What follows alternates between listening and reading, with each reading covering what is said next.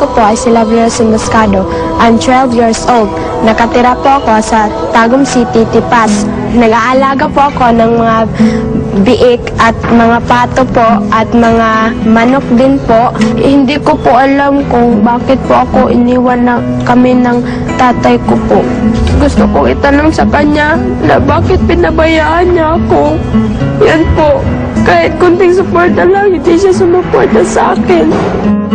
Noong mga itik at alagang baboy lang ang kinakantahan ni Lovely, ngayon ay isang music royalty na ang makakarinig ng boses niya. That you look at me and I always see what I have been searching for. I'm lost as can be.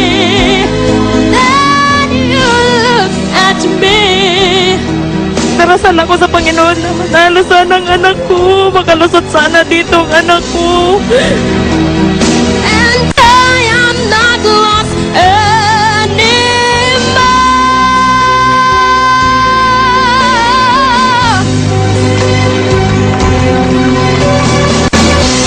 Okay.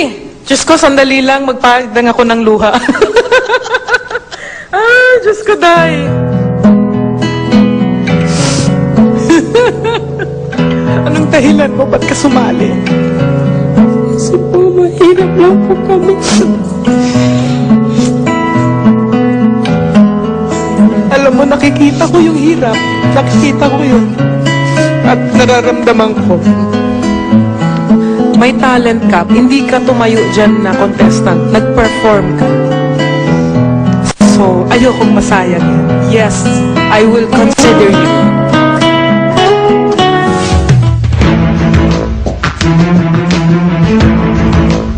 At ang huli kong napili, I felt like she really needs this more than anyone else here. So I want you to love this person, be happy for her. Ang pinili ko, wala kaming mamasahin. Kahapon, bininta ko yung bihig ko para makapamasahe lang kami dito kaya.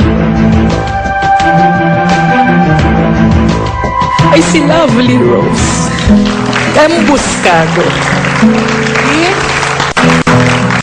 Sinabi nila sa akin na kinakantahan mo daw yung mga baboy at saka mga itik. Alam mo ba kung bakit kita pinili? Dahil kailangan marinig ka ng mga tao. At kailangan lakasan mo yung loob mo. Kasi balang araw talagang sisikat ka.